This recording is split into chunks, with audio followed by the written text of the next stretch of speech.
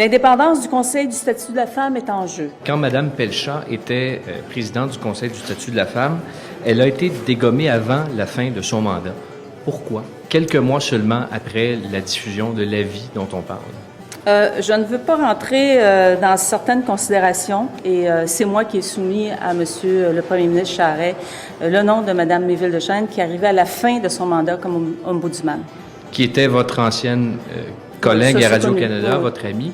Est-ce que, avant de nommer Mme Méville-Deschênes, vous lui avez demandé ce qu'elle pensait de l'avis de sa prédécesseur? Nous avons eu des discussions. La question est de savoir quelle est l'indépendance du Conseil. Est-ce que vous avez parlé à Mme Méville-Deschênes depuis la semaine passée? Est-ce qu'il y a quelqu'un du Parti libéral qui lui a parlé, qui est entré en contact avec elle? Pas à ma connaissance. Aucun contact à ce sujet-là? Il y a eu, en toute transparence, un seul contact qui est un message texte, c'est tout.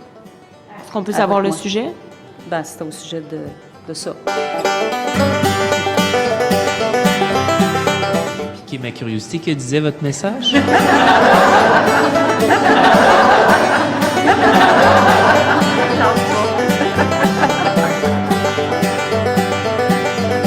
C'est privé. C'est privé. C'est privé. Dans la mesure où vous êtes personnellement et directement impliqué dans ce dossier-là, vous avez vous-même nommé Mme Méville-Deschênes, vous n'êtes pas porte-parole du dossier de la condition féminine. C'est une autre députée qui, d'ailleurs, n'est pas présente ici. Est-ce que ce serait... Pourquoi la personne qui porte ce dossier-là, c'est vous aujourd'hui et non Mme Godreau? Vous parlez beaucoup de l'indépendance du Conseil du statut de la femme, mais est-ce que vous êtes indépendante dans la mesure où vous dites, vous avez échangé même un message texte avec Mme Méville-Deschênes? Ben, j'aurais pu vous dire que j'avais rien... J'aurais proximité qui est J'aurais pu vous dire que j'avais rien échangé, puis là, je vous aurais menti. J'ai passé un message et je voulais avoir évidemment des informations sur ce qui s'était passé. Madame Pelchat avait été nommée déléguée avant la fin de son mandat. Ouais. Pourquoi ne pas tout simplement avoir laissé aller le mandat, suivre son cours? On a l'impression que vous attachez ainsi là, le gouvernement suivant avec une... Bien, regardez, il y a des choses, évidemment, qui se décident au moment où il peut y avoir une ouverture.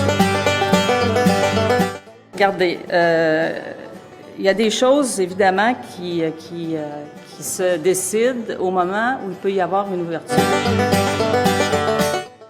Puis je pense que vous êtes capable de lire entre les lignes.